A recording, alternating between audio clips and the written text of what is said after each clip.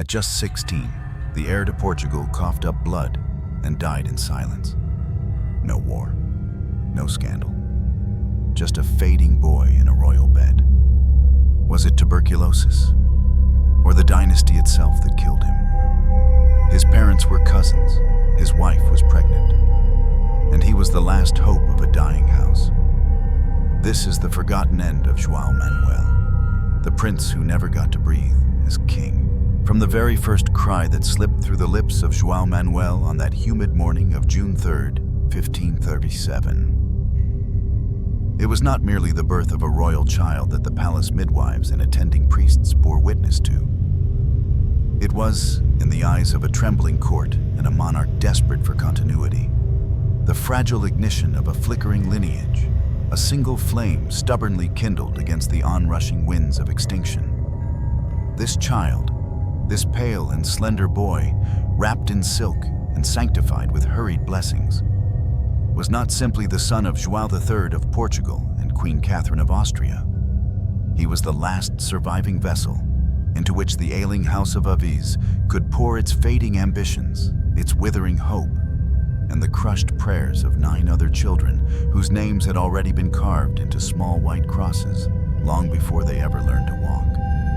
By the time João Manuel opened his eyes to the vaulted ceilings of the Lisbon palace, the kingdom that awaited him was already weary.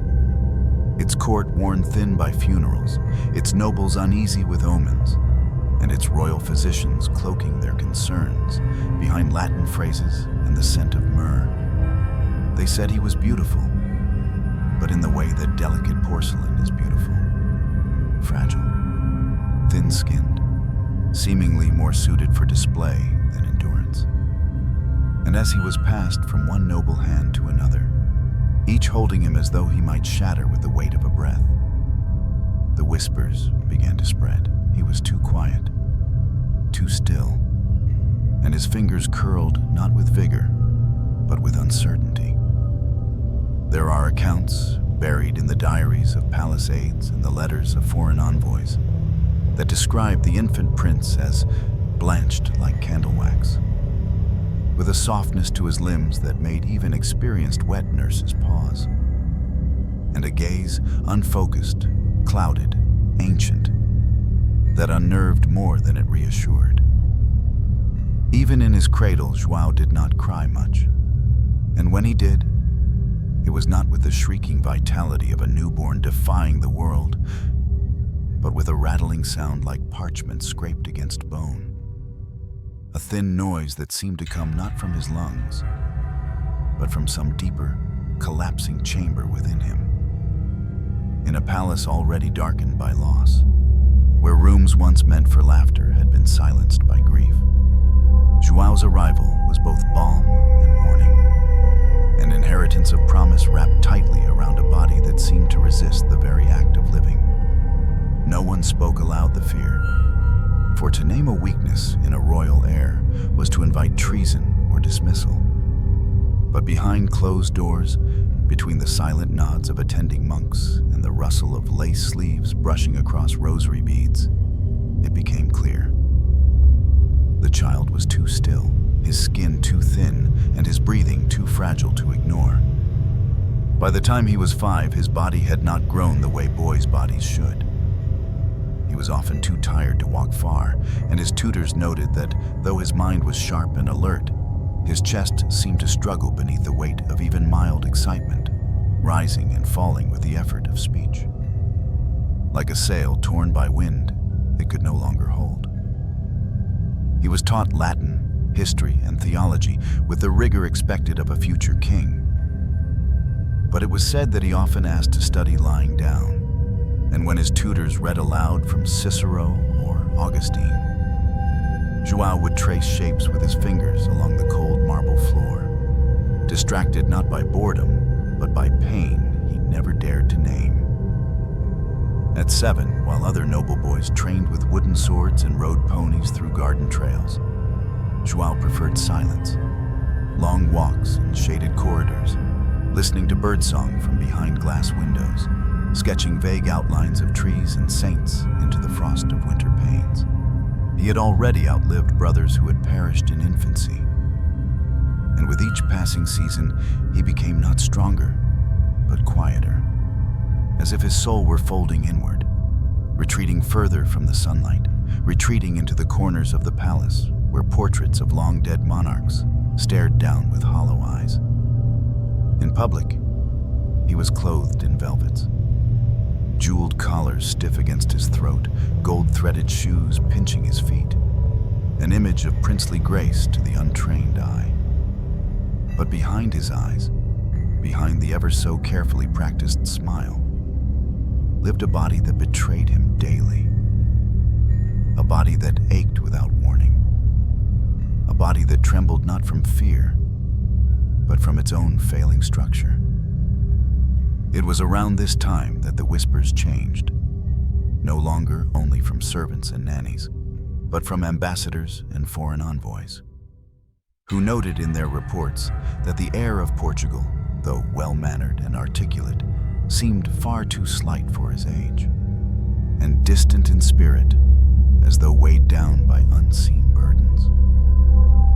Some wrote it off as melancholy, others suspected consumption, but João himself said nothing. He bore his fevers like a seasoned priest bears silence, stoically, without complaint, almost reverently. And if he wept in the long hours between midnight and dawn, no one heard it but the moon. And still, the weight of the empire was placed upon his narrow shoulders. Still, he was taken to state councils, his name affixed to decrees he barely had the strength to read. And when nobles bowed before him, they bowed not to a boy, but to a specter of continuity, a hope stretched so thin across the surface of his skin that it might split with the next breath. In the chapel, when incense choked the air and choirs sang psalms for protection, João knelt longer than required, not out of piety, but because rising would bring dizziness, and dizziness might bring collapse, and collapse could not be seen in front of courtiers who feared fragility more than sin. The chroniclers of his childhood were kind, perhaps too kind.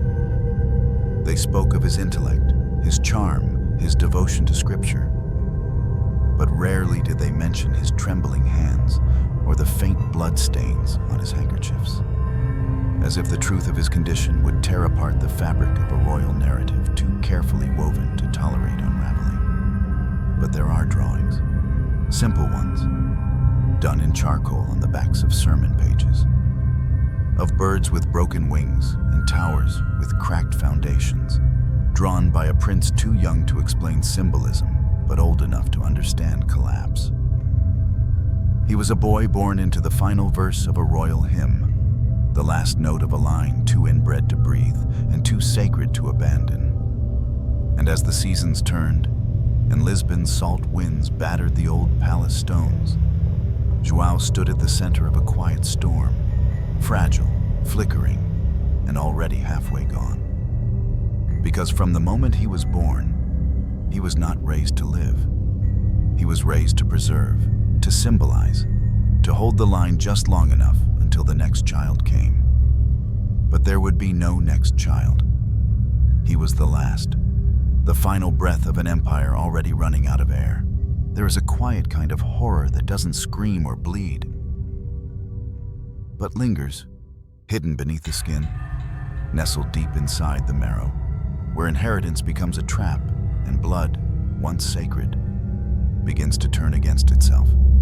João Manuel, like so many children born into the tightly knotted web of Habsburg lineage, did not inherit just titles and expectations.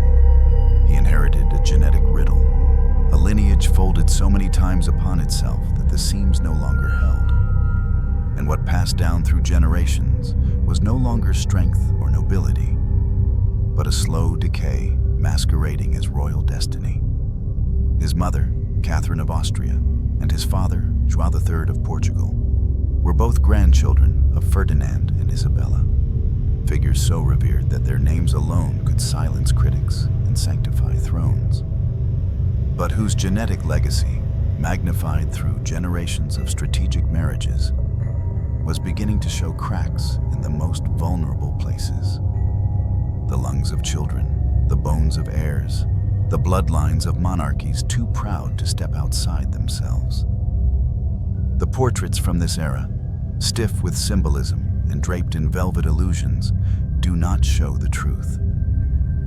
They show idealized faces, stern, pale, untroubled.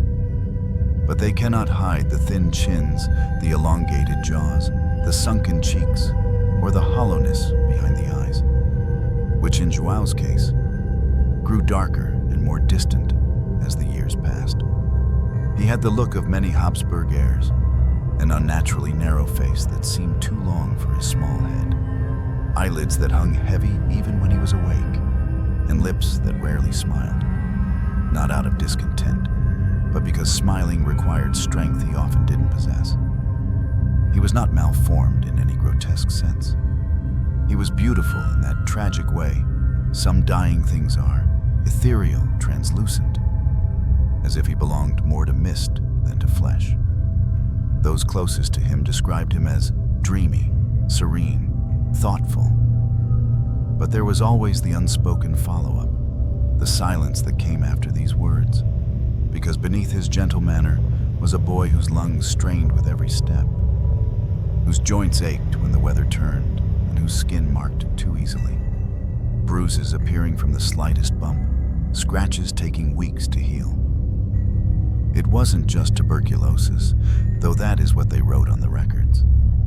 It was something older, more insidious, something embedded in the royal genome, a consequence of cousin marrying cousin, of bloodlines wrapped too tightly around themselves in the desperate pursuit of dynastic purity, until the very essence of life began to unravel. Doctors of the time, of course, lacked the tools or the language to explain what modern science would later reveal. Terms like immunodeficiency, inbreeding depression, or mitochondrial degeneration meant nothing to men who still believed in humors and the balance of bile.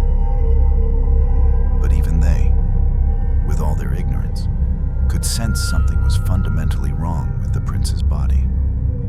They prescribed tonics, oils, bleeding, leeching, holy relics, and hours of prayer. Nothing helped. His condition was not something to be cured. It was something inherited, something etched into every cell, every breath. Every night he coughed until dawn, and every morning he struggled to stand. And yet, he was still expected to represent the future. Still expected to marry, to father a son, to sit on the throne and carry the dying dream of a once mighty empire on a frame that could barely support his own weight. The irony was cruel. In trying to preserve their bloodline, the Habsburgs had sabotaged it. The very thing they clung to, their supposed divine lineage, their unmatched pedigree, had turned toxic. And João, more than any other, bore the full cost. When he walked through the gardens, escorted by nurses and silent servants, the sunlight seemed to pass through him rather than rest upon him. And children of the court, in their youthful cruelty, referred to him as the Ghost Prince, though never to his face. He was not unaware of his condition. By the time he reached 13, João had begun to read medical texts in Latin, not out of morbid fascination, but because he wanted to understand the body that betrayed him. He wrote notes in the margins, brief, shaky handwriting commenting on symptoms, herbs, the movement of phlegm, the quality of the pulse. And when his tutors asked why he spent so much time on illness rather than statecraft, he reportedly replied, "I cannot govern a country if I cannot govern my own lungs." This was not melodrama. This was survival. But the court, blind in its obsession with image, refused to admit that the prince was weak. They doubled his lessons. They made him stand through ceremonies that left him gasping for air behind closed doors. They clothed him in gold-threaded garments too heavy for his shoulders, placed rings on fingers that swelled with inflammation, and paraded him before foreign dignitaries as proof that Portugal was not in decline. But João's body kept telling the truth. He slept more often, spoke less, ate in small bites, and was said to look 10 years older than his age when viewed in candlelight. Sometimes he would press his fingers to his own neck, feeling for the pulse, as if trying to reassure himself that he was still there. There is a heartbreaking entry in a Jesuit's journal, anonymous, dated a few months before the prince's death, which reads, "The boy has eyes like dusk. He watches the sky too long, and when he speaks, it is with the calm of someone already departing. How do you raise a child when the future frightens him? How do you speak of empire and conquest to someone whose breath rattles like a broken bell?" The Habsburgs answered with denial. The Portuguese court answered with silence. And João answered with quiet compliance, never once raising his voice, never once refusing the expectations thrust upon him, never once asking why he was the one to bear the burden of centuries of decisions made by kings who cared more for legacy than life. If his body was failing, his soul remained lucid, painfully aware. And that awareness was perhaps the cruelest symptom of all, because he knew what would come. He had seen it already in the eyes of those who tried not to pity him. He had heard it in the way they avoided speaking of adulthood, of his future coronation, of his heir. And in the dead of night, when the palace was quiet and his lungs gave him no rest, João Manuel, prince, son, heir, lay awake beneath silk sheets, suffocating not just from illness, but from a history too dense to escape. A history that flowed through his veins like prophecy and poisoned him with blood that was too familiar. He was barely past childhood, his voice still caught between high syllables and deep silence, when the whispers of succession began to curl around his name like ivy around a crumbling pillar, suffocating him slowly with their ceremonial weight. In the marble halls of Lisbon, where sunlight filtered through stained glass like diluted wine, João Manuel was no longer merely the prince. They called him the Hope of Portugal, the one whose fragile shoulders were expected to carry not only a crown, but the crumbling architecture of a dynasty that had forgotten how to breathe without grasping. It is a cruel thing to speak to a boy of empire before his body is finished growing, to lay maps before him that stretch far beyond his reach, to press quills into hands that tremble not from fear, but from a fever that has not left since infancy, a fever that lingers like a second pulse beneath his skin.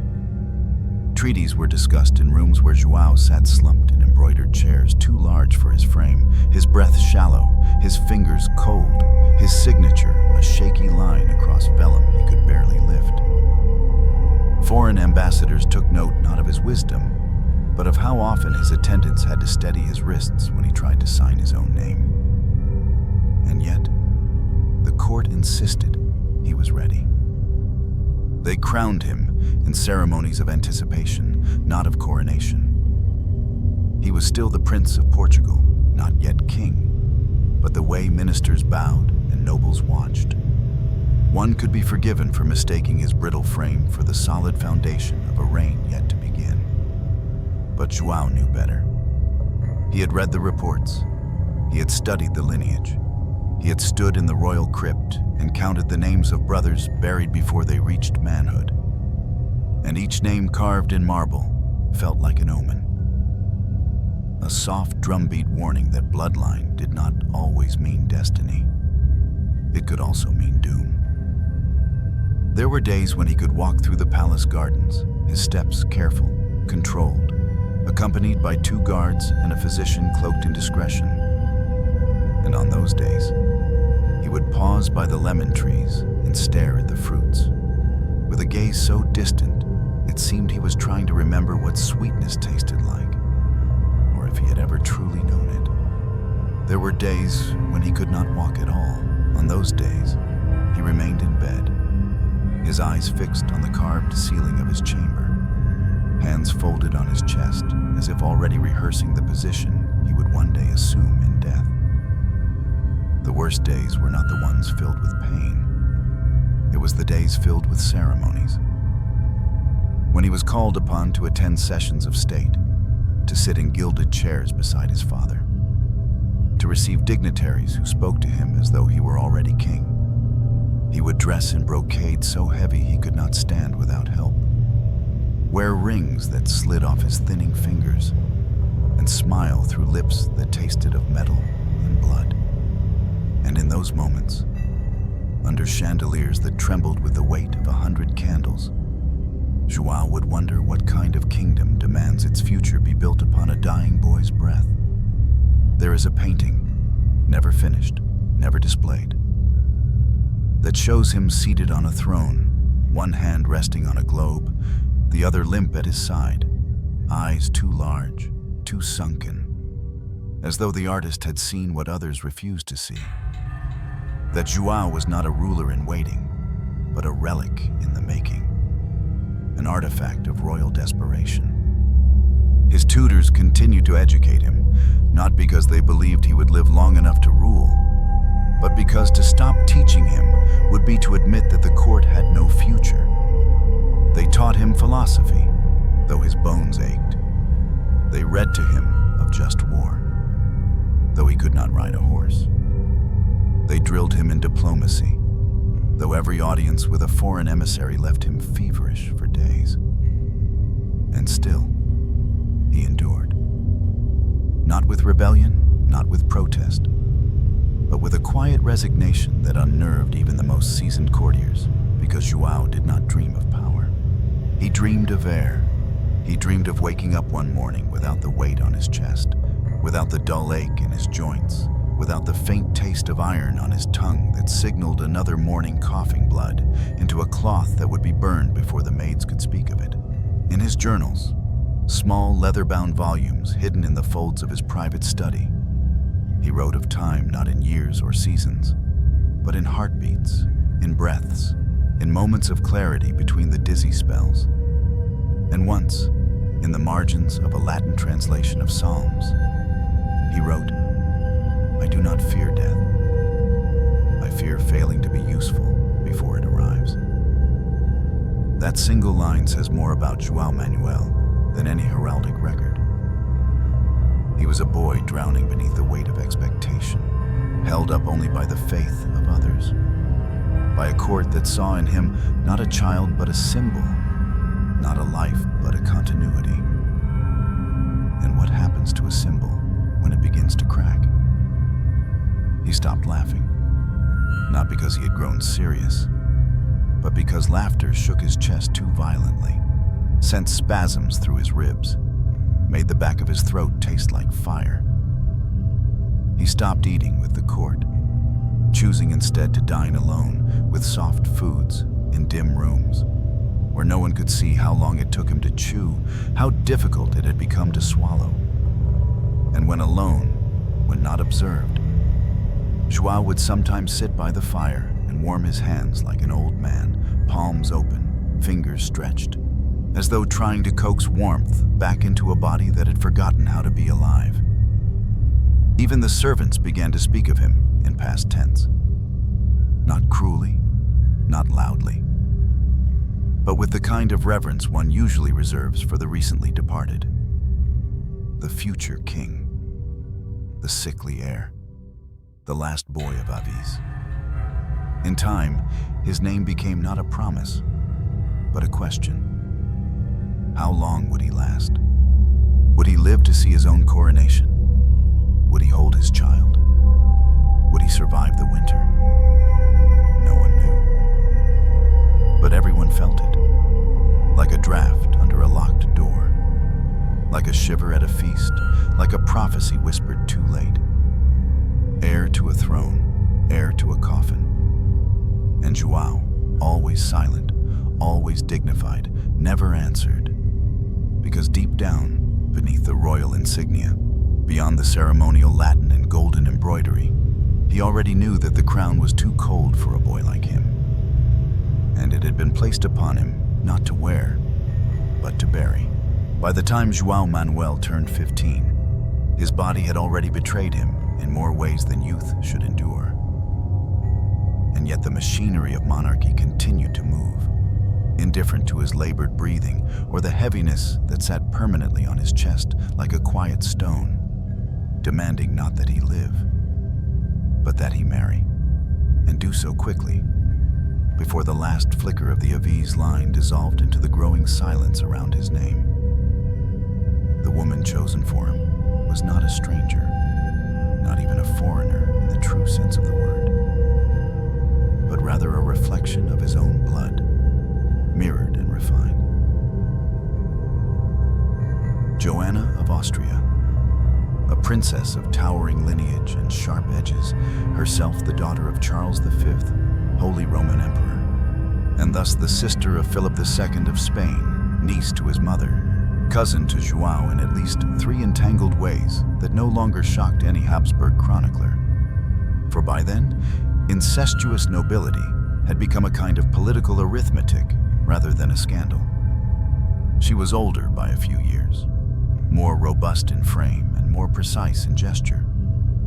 A woman raised not only in courts, but in consequence, accustomed to corridors of power, educated in Latin, rhetoric, and divine submission, carrying the stiff composure of someone whose worth had never been separated from the value of the alliances she could secure with her womb. And João, though still a boy in many ways, his voice quiet, his gaze gentle, his health increasingly uncertain, was summoned into this union not with joy or curiosity, but with resignation, as though he were being led into a corridor with no exits, and only the dim promise that if he played his role correctly, he might, for a brief moment, be seen as something more than a fading candle. There was no courtship, no poetry exchanged behind silken fans, no secret smiles passed beneath embroidered canopies. What unfolded was a transaction of bloodlines sealed with solemnity, an echo of dynastic desperation wearing the costume of matrimony. The marriage took place in 1552, beneath high arches and flickering candelabras. The ceremony conducted with the weight of empires on every syllable, the Latin words of union heavy in the air like chains draped in gold. And though portraits painted afterward would depict a princely couple adorned in matching brocades and ringed with divine approval, those images concealed the cold truth that neither of them was in love, and neither of them expected to be. Joanna, sharp and pious, understood her role with the clarity of someone born into dynastic sacrifice. And João, soft-spoken and already halfway through his final chapter, did not protest, did not object, did not even falter when the vows were spoken. He simply nodded, gently, as if surrendering to the inevitable path scripted for him long before he was old enough to understand what it meant to share a bed, not out of desire, but of necessity. They lived together in quiet civility, in rooms too large and beds too ornate, beneath tapestries of mythical beasts and embroidered saints who watched silently as 2 royal bloodlines braided themselves tighter into a knot that neither love nor time would ever untangle. Servants whispered that the prince was kind to her, that he addressed her with courtesy, that he listened when she spoke and asked softly after her health. And yet the palace halls echoed not with laughter or music, but with a kind of reverent stillness, the kind reserved for monasteries or mausoleums, because everyone knew the clock was ticking, and not toward celebration, but toward mourning. It was not long after their wedding that the signs returned, signs that had never truly left, only softened under ceremony. The coughing that deepened with each week, the fevers that arrived like waves in winter, the loss of appetite, the bruises that bloomed too easily across his skin like fading violets under ice. And then one morning, after a night spent in breathless silence, João began to cough blood. It started with a fleck on a linen handkerchief, then deepened into a rattle from his lungs that left crimson on his sleeves, and soon the chambers smelled faintly of copper and rose water. And the doctors were summoned not with urgency, but with a kind of ritualized dread. For they had been summoned before, and they had never been able to do more than prescribe rest, prayer, and tinctures that only delayed the inevitable. Still, the duties of the body continued. Still, the heir was expected to fulfill his role. And Joanna, stoic, obedient, composed, became pregnant. In a matter of months, her belly began to swell with the child who would carry both Avise and Habsburg blood. A child meant to be the living answer to centuries of union, war, piety, and ambition. But outside her womb, the father of that unborn king was disintegrating. João could barely rise from bed. He no longer had the strength to attend court functions, and the papers he was asked to sign were brought to his bedside, where he scrawled his name with shaking hands, while priests anointed him with oils under the pretense of blessing. Though everyone knew it was a quiet preparation for death. He stopped eating. His weight dropped rapidly. His skin, once pale, turned translucent, the blue of his veins mapping out a body that had become a landscape of failure. He spoke less and less. At first it was fatigue, then it was pain. Eventually, it became futility.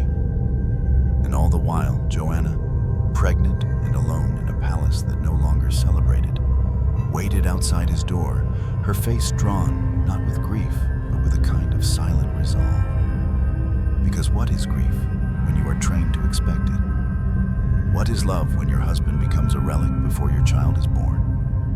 One chronicler would later write that the silence in the palace was like the breath before a cathedral bell rings, that everyone waited, not in hope but in held breath, because they all knew that life was leaking from the prince like ink from a broken quill. And still, no one said the word dying, because to speak it was to admit that the line was ending. To say it aloud would mean acknowledging that the Avise dynasty, so carefully protected, so obsessively arranged, had birthed not an heir, but a warning. In the golden bedchamber that had been prepared for royal conception, João Manuel began to vanish. And in the body of his cousin wife, their son began to grow. It is a strange kind of symmetry. The father collapsing just as the child begins to move, a legacy unraveling and rebuilding at the same time, threads fraying and tightening in the same breath. But João would not see his son. He would not hold him. He would not hear him cry, or name him, or place a crown above his head. He would leave this world with his duty fulfilled, but his future unwitnessed. A prince who became a husband for the sake of policy, a father for the sake of blood, and a memory before he could ever become a man. And somewhere, in the cold halls of a palace, echoing with prayers that had come too late, his cough became the final voice of a family that had married itself into silence. It began quietly, as most final acts do, not with a sudden collapse or the tolling of bells, but with a lingering breath that came too shallow, too sharp, too late.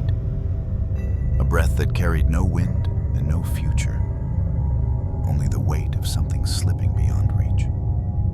They say João Manuel tried to stand, not out of defiance nor desperation, but out of the aching wish, common to all those who sense the end approaching, to feel something one last time that isn't pain or duty or the dim pressure of embroidered linens pressing against sweating skin. He wanted just once to walk into the Lisbon sun without being watched, to feel light not filtered through stained glass or candle flame, but spilling straight from the sky onto his fading face. But his legs betrayed him. His spine, once straightened daily by tailors sewing state robes onto his frame, could no longer hold itself upright without the help of 2 attendants. And even then, the effort to rise from bed left him with bleeding gums, clenched fists, and a chest that collapsed inward with a wheeze so soft that only the nurse closest to him heard it, and wept in silence. The physicians called it a complication of the lungs, a hemoptysis of the royal kind, as though affixing the word royal could sanitize the sight of a boy prince gasping, coughing, leaving crimson stains on monogrammed sheets that would later be burned in the back courtyards before the queen could smell them. But it was more than blood. It was the sound his body made now when touched, like glass shifting beneath pressure, like something about to crack, bones thinning to the point where turning him from one side to another became a dangerous procedure, one that required silk pads, whispered commands, and the utter stillness of fear, because even a careless movement might snap what remained of his strength. There is a moment recorded, not in official chronicles, but in the letter of a frightened servant, that describes the night João, in fevered confusion, tried to crawl toward the fire in his bedchamber, thinking it was a chapel, whispering half-remembered verses from Psalms while dragging himself across the cold floor, leaving behind a faint red trail that vanished into the fur of his robe. They found him. Before he reached the hearth, they carried him back to bed. He never tried again. In those final weeks, his voice changed. It no longer came from the throat, but from the hollow space behind the collarbone, thin and distant, as if his spirit were trying to speak before the flesh gave out completely. He stopped asking for food. He refused broth, meat, wine. Even water tasted like iron to him. And in the end, they soaked cloth in orange blossom and brushed it against his lips, more for ritual than nourishment, as though they were already preparing his mouth for the final sacrament. And still the court waited. Still they gathered in the next room, behind thick doors and layers of etiquette, whispering in Latin and Portuguese about inheritance and succession and God's plan. While inside the bedchamber, God remained silent, and João, lying amid a fortress of pillows, did not ask for absolution, did not request a priest, did not rage or pray or protest. He simply watched the ceiling as though searching for cracks in the design, for some flaw in the pattern that might explain why a boy should be asked to carry the ruins of an empire in his lungs. The candlelight in his room was never extinguished. They said he feared the dark, but that's not true. It was the silence he feared, the way it swelled between each breath, the way it echoed louder than any morning bell, the way it reminded him, hour after hour, that he had become not a prince in waiting, but a body preparing to leave. And just outside those flickering walls, in another wing of the palace, his young wife, her belly now heavy with the child he would never hold, paced the floor with hands clasped over her ribs, whispering her own fears into the hems of her sleeves, praying not for his survival, for she was too wise for that, but for a safe delivery, for a son strong enough to resist the inheritance that had shattered his father before birth. Because what happens when the only thing you leave behind is the same blood that killed you? The priests came more often now. They no longer brought scripture or comfort. They brought silence. They sat near the door, fingers tightening around their beads, watching the rise and fall of João's chest as if marking the tides of a world already fading from shore. And when he finally asked for viaticum, the final Eucharist, it was not with trembling faith, but with the calm of someone who has known his ending longer than he's known joy. The ceremony was short. The candles dripped hot wax on the stone floor. The host melted on his tongue.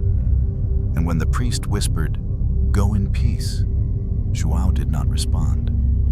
Not because he couldn't, but because peace had become a foreign concept, something he'd only read about in scripture and seen in the quiet faces of the dead. He didn't speak much after that. Some said it was because his lungs could no longer carry breath. Others said it was because there was nothing left to say. But perhaps the truth lies elsewhere. Perhaps silence, at the end, is the only protest left for a boy who was never allowed to choose his life, his marriage, his death. He was no longer João Manuel, heir of Aviz, Prince of Portugal, husband of Austria, future king of a realm too broken to name. He was simply a boy in a bed, watching the light dim. And still, outside his room, the world prepared for legacy. The child would be born soon. The bells would ring again. The empire would pretend it had not just lost its breath. But inside those four walls, where the curtains had already been drawn, and the coals no longer burned bright, a body was begging not for glory, but for release. On the 2nd day of January in the year 1554, as the cold Lisbon morning crept slowly through the carved latticework of the royal windows and settled gently on tapestries that no longer remembered warmth, João Manuel exhaled what would be his last breath. Not with agony, not with ceremony, but with a kind of surrender so soft that the servant stationed by his bedside almost missed it, mistaking the stillness of his chest for another brief moment of respite, not realizing, until seconds passed and nothing stirred, that the heir to the Portuguese throne had quietly departed this world at the age of 16. There were no trumpets. No royal declaration echoed through the courtyards. No grand mourning procession emerged from the palace gates. For a kingdom trained in ritual and spectacle, the death of its future king unfolded with uncanny restraint, as though the very walls of the palace understood that too much noise would only call attention to a truth the court had long tried to bury. That the final flame of the House of Aviz had gone out before it ever had the chance to blaze. His body was not displayed for the people to see. There was no lying in state beneath cathedral arches, no long lines of commoners pressing forward to touch his robe or leave tokens of grief at his feet. Instead, the young prince, so often watched and whispered about in life, was prepared for burial in near silence, his emaciated frame washed and anointed beneath candlelight that flickered nervously as if reluctant to illuminate the sharp angles his illness had left behind. The queen, still pregnant, was not allowed to enter the room. The risk of infection was too great, the court physicians insisted. But it was not just bacteria they feared. It was grief. For what is more dangerous than showing a young mother the lifeless body of the man whose breath once quickened at the sound of her voice? Instead, a letter was composed, formal, measured, impersonal despite its content, and delivered to her quarters with shaking hands by a page barely older than the prince himself. A boy whose voice cracked as he recited the words dictated by the council. His Highness, Prince João Manuel, passed peacefully this morning. The kingdom mourns with your Highness. Preparations are underway. But how does one prepare for the kind of absence that comes before memory? How does a wife grieve for a husband she barely knew? A man whose body had shared her bed, but whose shadow had lingered longer than his presence? And what of the unborn child? Still growing, still unseen, still untouched by his father's hands. They said the queen wept softly, not loudly, not dramatically. Just a single drawn-out sob that collapsed into her sleeve and stayed there, muffled and ignored. Because even in sorrow, royal women were expected to remain composed. Vessels not only for heirs, but for state dignity. In the chapel, the bells tolled just once. No national mourning was declared. No cities were draped in black. Because to do so would be to admit vulnerability. And monarchies, especially those held together by legacy more than strength, cannot afford to bleed in public. João Manuel's name was removed from state documents with the same efficiency that had once inscribed it. His presence, so recently discussed in diplomatic dispatches, was now footnoted with a single phrase: deceased prior to succession. That was his legacy. Not João the king, not João the reformer, not João the father, simply deceased prior to succession. They buried him in the monastery of Hieronymus, alongside his ancestors, kings and queens, warriors and saints. Though he had earned none of their titles, commanded none of their armies, sat on none of their thrones, but they placed him there anyway. Because that is what dynasties do when their branches rot too early. They bury the dead in ornate tombs and hope the marble can outlast the silence. His funeral was private. A handful of clergy, a procession of candles, no fanfare, no foreign envoys, no horses draped in velvet. The boy who had once been the embodiment of Portugal's future was now just a closed casket in a stone corridor that smelled of incense and mildew. And the courtiers, dressed in black more from protocol than from heartbreak, recited the usual prayers without meeting one another's eyes. Perhaps too ashamed to admit they had pinned their last hopes on a body that had begged to be released for years. There is a single record, a note scribbled by a Jesuit scholar in the margins of a codex, that reads, "He passed quietly, more like a candle being snuffed than a prince departing." It is not death that haunted the room, but the sound of a future denied. For even in his death, João was not allowed legacy.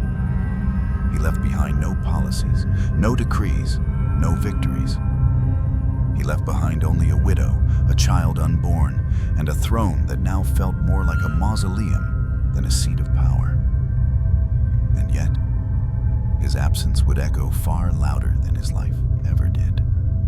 Because absence has a way of expanding, of seeping into every corridor, every succession dispute, every whispered rumor about bloodlines and divine punishment. The question on every minister's lips was not, what kind of king would João have been? They already knew he would never have lived long enough to reign. The question was, what will happen now? With his death, the throne had no living male heir. The dynasty, already brittle, was now one death away from collapse. And though the queen still carried his son within her, there was no guarantee the child would survive. No guarantee the line would continue. No guarantee the boy would be strong enough to rule. They didn't speak these fears aloud, not yet. But in the days following João's death, Lisbon felt heavier, not because it had lost a prince, but because it had lost its illusion. The illusion that bloodlines could be manipulated without consequence. The illusion that proximity of pedigree equaled strength. The illusion that marrying cousins could preserve kingdoms rather than poison them. João Manuel died at 16, yes. But in many ways, the empire died with him. Not in one blow, but in slow motion collapse. And though no one dared say it at the time, the court knew. They felt it in the silence. They saw it in the queen's eyes. They heard it in the echo of footsteps through the royal halls that now seemed too vast, too empty, too cold. A prince had died, but what had truly ended was the idea that Portugal's crown could survive without love, without health, without change. And it had none of the three. It was on a February morning, still cold, still breathless, with the shadow of a death that had not yet faded from the palace walls, that Joanna of Austria, veiled in black and confined to a room whose windows remained tightly shuttered since the news of her husband's passing, gave birth to the only son João Manuel would ever have. A child who entered the world not to the sound of celebration or royal trumpets, but to the cautious rustle of midwives and the muffled sound of a single candle tipping over and burning the edge of a linen cloth. They named him Sebastian, a name chosen with the kind of reverence reserved for saints and lost causes. A name meant to carry the weight of two dynasties, two nations, and two parents. parents, one living and grieving, the other buried beneath the white stones of Geronimos and remembered only in hushed phrases that avoided the words failure or fragility. And from the very beginning, Sebastian was not merely a child. He was a vessel, an answer, a question, a reconstruction of the crumbling dream his father had embodied but never realized. He was, in the eyes of the court, both heir and resurrection, both political solution and divine correction, the long-awaited continuation of a royal bloodline that had nearly unraveled into dust. But what does it mean to be born into a legacy of absence? What does it do to a boy to grow up surrounded not by the presence of his father, but by the silence that follows him? Sebastian never heard João Manuel's voice.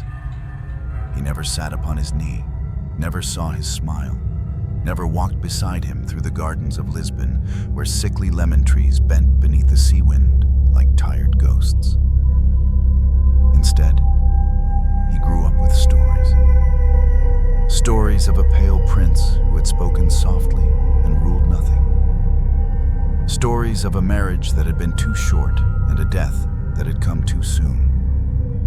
Stories repeated not for comfort, but for instruction, as if reminding the boy daily that his life must not follow the same path, that his lungs must not collapse, that his purpose was to be everything his father was not allowed to become.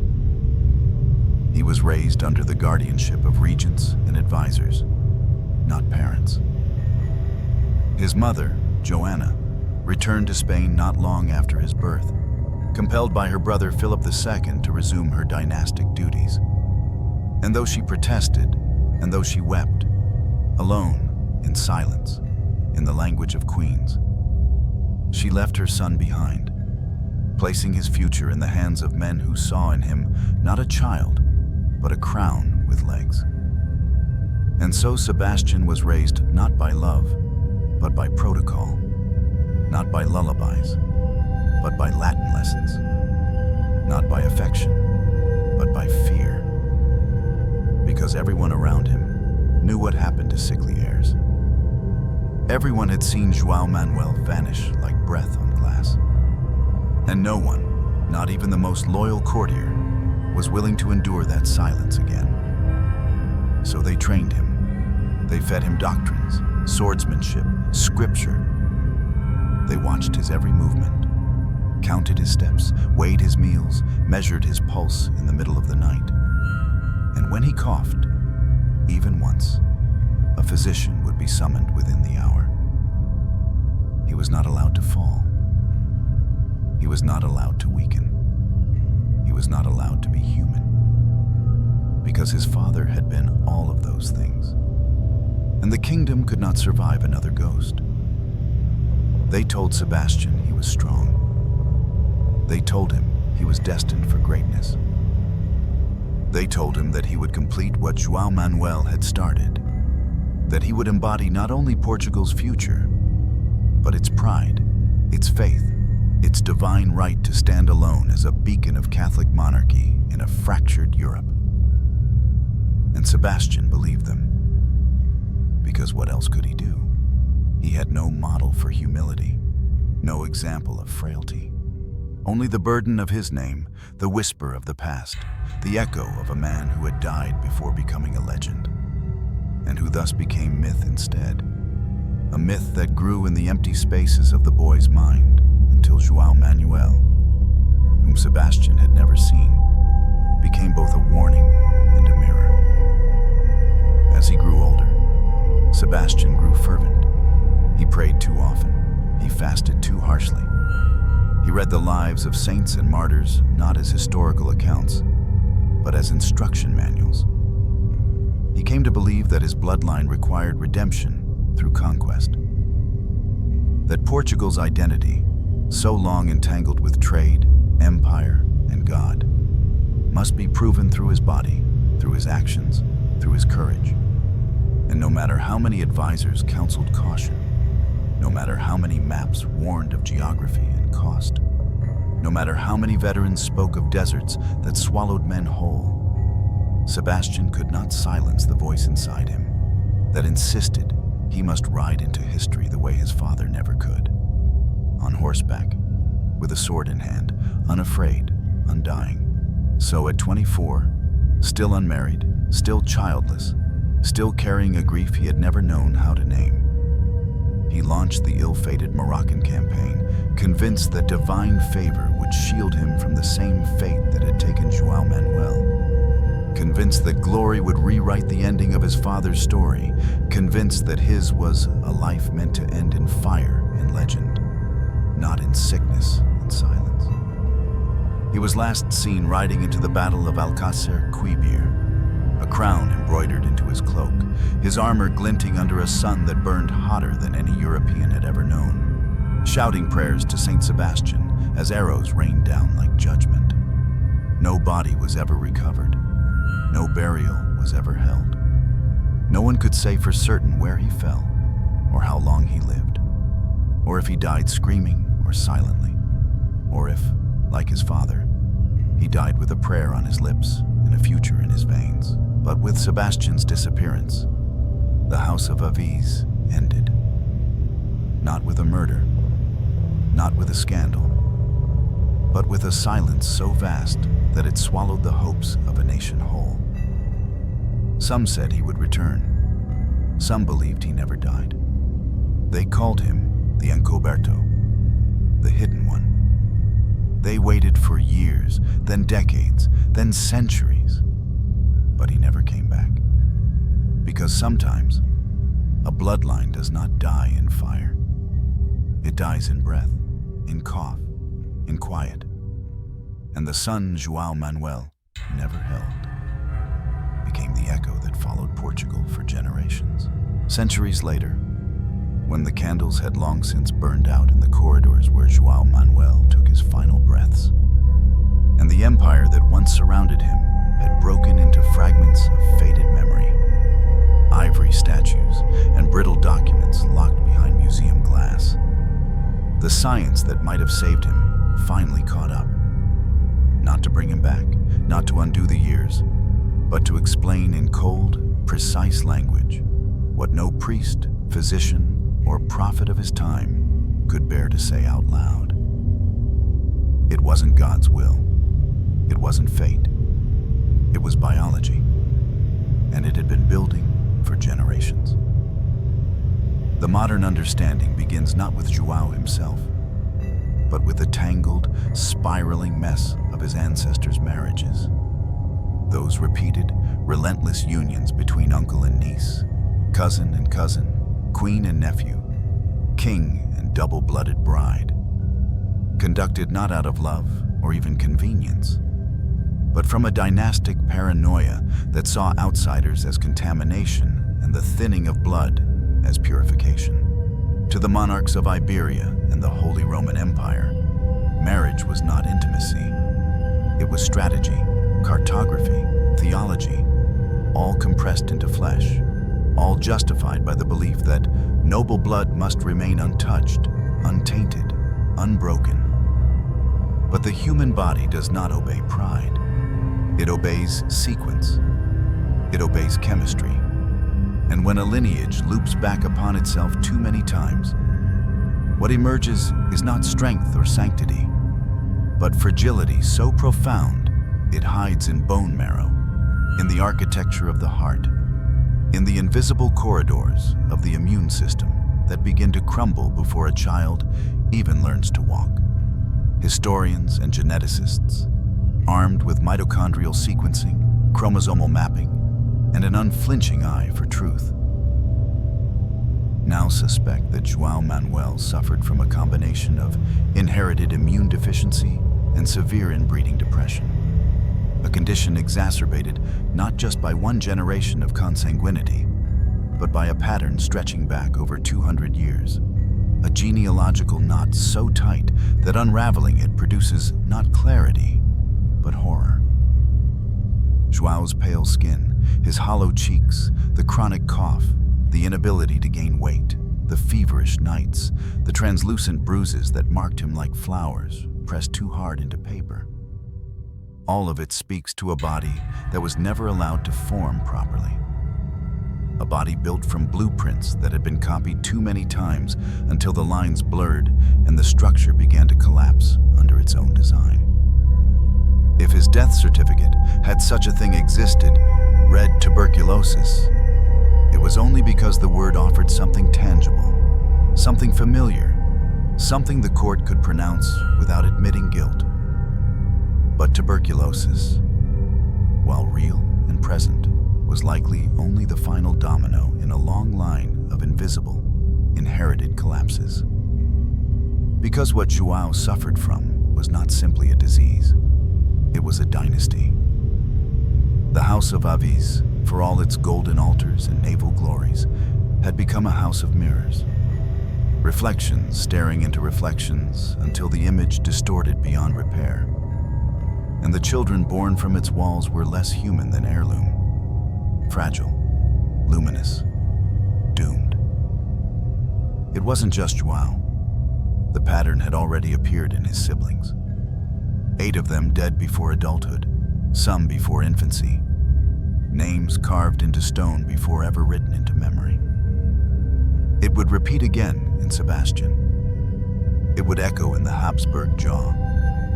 The epileptic seizures of Charles II of Spain, the melancholia of Philip V, the infertility, the miscarriages, the royal lineages that ended not with war, but with empty cradles and quiet funerals. The courts called it divine punishment, or demonic interference, or bad air, or melancholic humor. But it was genetics. It was math. It was molecules refusing to cooperate with politics. And yet, no one stopped. Even after João's death, the marriages continued. His widow, Joanna, herself a product of the same looped bloodlines, would become a nun, not out of spiritual longing, but because there was no one left who could marry her without risking the same outcome. Because the European nobility, despite their libraries and advisors and proclamations of wisdom, refused to believe that nature could rebel against power. But nature does not negotiate. It does not bow to crowns, and it does not care for theologies built on the illusion of divine selection. What João Manuel's life and death revealed, though no one dared to say it then, was that blood, once idolized as the proof of divine favor, could also be the source of unspeakable sorrow. That in trying to keep royal blood pure, they had turned it toxic. That by insisting on closeness, they had created collapse. His coughs were not just symptoms, they were protest. His breathless nights were not just sickness, they were warnings. And the silence that followed his death, the refusal to name the true cause, the absence of inquiry or reform, ensured that history would repeat itself, not as lesson, but as punishment. In time, João became little more than a shadow on the family tree. A name briefly highlighted, then forgotten, then reduced to a footnote in the larger narrative of imperial expansion and decline. His story was not one of glory, but of erosion. And yet, within that erosion lies a kind of truth that empires rarely acknowledge.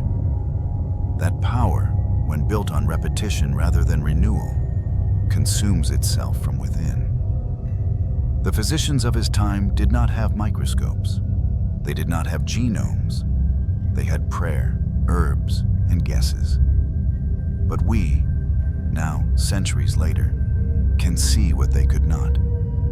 We can see the pattern. We can name the failure. And we can grieve him. Not as a boy too weak to become king, but as a boy made weak by the very forces that crowned him before he ever learned how to live. João Manuel did not die of a single illness. He died of inheritance. And no monument, no altar, no golden tomb can erase the simple, brutal, scientific truth. His death was preventable, but his bloodline never was. In a palace where every corridor bore the oil-slick sheen of legacy, where the faces of kings stared down from canvas in silken armor, frozen in postures of grandeur that defied the decay of centuries. There is one face that never made it onto the walls. One figure who, though once hailed as the sole hope of a dying dynasty, now flickers only in the margins of history, like a candle left burning after the church is emptied. The face of João Manuel, the prince without a portrait. There is no definitive likeness, no monumental statue, no official painting signed by a court artist and paraded before the people as an icon of sovereignty in waiting. Only a few sketches, unattributed, unfinished, perhaps drawn by the quiet hand of a palace servant, or by the prince himself during one of those long, silent afternoons when his tutors left him with charcoal and parchment and instructions to rest his body while keeping his mind engaged. These sketches, brittle and faded, depict not a monarch in the making, but a boy. A boy with hollow eyes and two long fingers. A boy sitting alone near a window. A boy whose shoulders slope as though burdened by weight he never had the strength to carry. A boy, not crowned, but quietly disappearing. He was not erased maliciously. There was no purge of his memory, no deliberate effort to wipe his name from the annals of kingship. What happened was more insidious than that. He was forgotten softly, buried not under scandal, but under silence. His brief life tucked between the louder stories of Sebastian's doomed crusade and Philip II's imperial ambitions, like a page stuck between chapters and never turned. And yet he existed. He walked those halls. He bled on those sheets. He whispered prayers no one recorded and wept tears no one mentioned. Because to describe a prince as fragile was to risk casting doubt on the blood that claimed divine favor. And in royal courts, doubt is more dangerous than grief. There are a few traces, if one knows where to look. A letter from a physician that refers to the Pale One, who does not respond well to laudanum. A side note in the ledger of the palace apothecary, noting increased orders of powdered bark and poppy resin for the prince's quarters. A Jesuit's journal mentioning a boy who prays like a monk, breathes like a sick bird. A broken quill found beside a book of Psalms, its ink smeared across the page, not in haste, but perhaps in tremor. None of these are proof, but taken together, they form a shadow, a shape, a life. And sometimes, shadows speak more honestly than statues, because portraits lie, they beautify, they magnify, they smooth over the sores and the swelling. They elevate the weak and immortalize the unremarkable. But João Manuel left behind no such illusions, only the raw materials of remembrance: bone, name, blood, absence. And somewhere, on the stone walls of a narrow corridor that once led to the royal nursery, faintly visible beneath layers of paint and time, there is the suggestion of a drawing, scratched in charcoal, likely by a child's hand, of a boat floating on a rough sea with a single figure at the bow, arms outstretched toward the sky, alone, defiant, or maybe just lost. No one knows who drew it. No one can say it was João. But it remains, and sometimes that's all history offers us. And maybe, or perhaps, a remnant that resists forgetting. The truth is that João Manuel did not fit the narrative the empire needed. He did not conquer.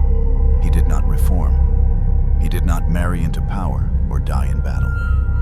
He left no manifestos, no war chests, no sons who ruled or daughters who brokered alliances. He left nothing but silence and the echo of an ending disguised as a beginning. And yet, there is something sacred in that silence. Because not every life is meant to be a monument. Some lives are reminders, warnings, whispers. Some lives, like João's, are not tales of triumph or tragedy in the traditional sense, but quiet symphonies of decay, of inevitability, of what happens when power refuses to listen to pain. He loved gardens, that much is certain. Records mention how, when allowed, he preferred to sit among the lemon trees and touch their leaves with trembling fingers, not plucking the fruit, but tracing the veins, as if trying to understand the architecture of something that could thrive where he could not. He liked music, though he never danced. He listened to lute performances from behind drawn curtains, smiling faintly at the high notes, closing his eyes during the low. He had a habit, servants noted, of talking to animals, birds, cats, horses, that came near, whispering to them in Latin, offering them crumbs and sometimes secrets. He prayed, not out of fear, but with familiarity. He believed in God, but never demanded healing. He did not scream when he bled. He did not curse when he weakened. He accepted his body the way some accept the changing of seasons, with sorrow perhaps, but without resistance. And yet, for all this, the world did not remember him. Because the world is loud, it remembers warriors, it honors victors, it clings to names that echo through violence and glory. But João made no sound. He lived like parchment, delicate, soft, unassuming. And when the wind came for him, it did not rage. It simply turned the page. And so here we are, centuries later, with no statue to touch, no portrait to point to, no tomb that tourists kneel beside in reverence. Just a boy, a name, a silence, and a question that still lingers, even now, even here. When a child dies before he becomes a king, does his story still matter? When João Manuel died at 16, he did not just leave behind a grieving queen, a kingdom without an heir, or a child he would never meet. He left behind a fracture so deep within the royal architecture that no one, not even the most meticulous ministers or God-fearing regents, could fully repair it. Because what cracked that winter morning in Lisbon was not just a body, not even a dynasty, but the illusion that the crown could survive without heir, that power could persist without health, that blood alone, however sacred, was enough to carry the weight of empires. The court, as it always does, moved forward. It constructed ceremonies, commissioned prayers, rearranged alliances, and eventually, it placed the infant Sebastian on a throne too large for his years, swaddling him in titles before he could walk, speaking to him not as a boy, but as a placeholder for dreams that had already failed his father. As if nothing had changed. As if history could be tricked into repeating itself more favorably. But it didn't. Because what died with João Manuel was not just one heir. It was the last viable breath of a house already gasping.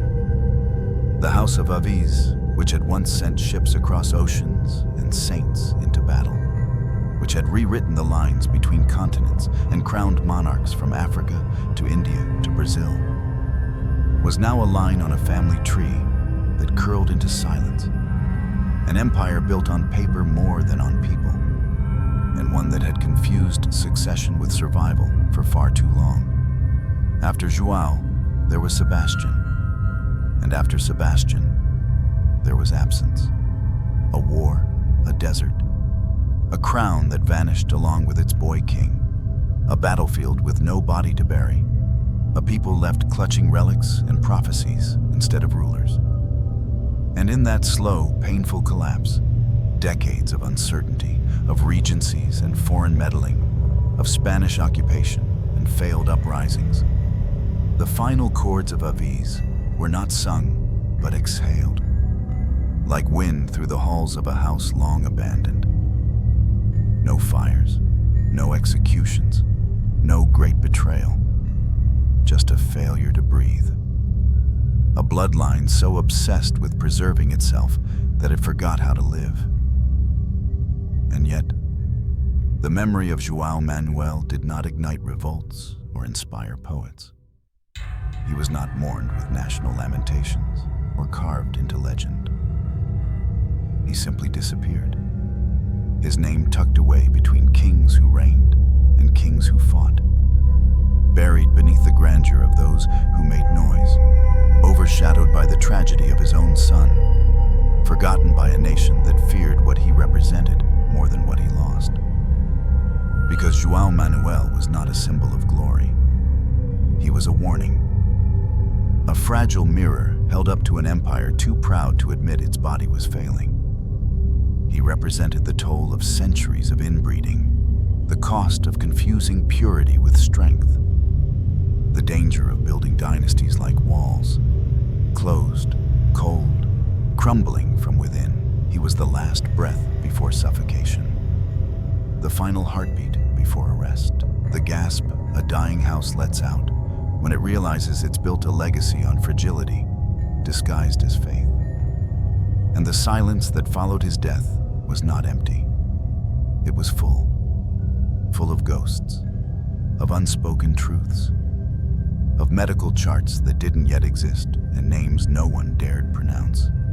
Syndromes, deficiencies, inherited collapses that had no place in a royal court more fluent in scripture than in science. And yet those ghosts remained. They lingered in every frail child born to cousins, in every collapsed lung, in every stillborn heir, in every royal bride who miscarried 5 times and was still blamed for not producing a boy. They lingered in the bones of kings who ruled through fevers and queens who bled to death in childbirth. They lingered in the cracked portraits, in the sealed letters, in the empty nursery rooms where nurses once waited for infants who never cried. They lingered in João, and João lingered in them. Because his story, if one dares to look beyond the absence, the silence, the lack of portraits and parades, is not a footnote.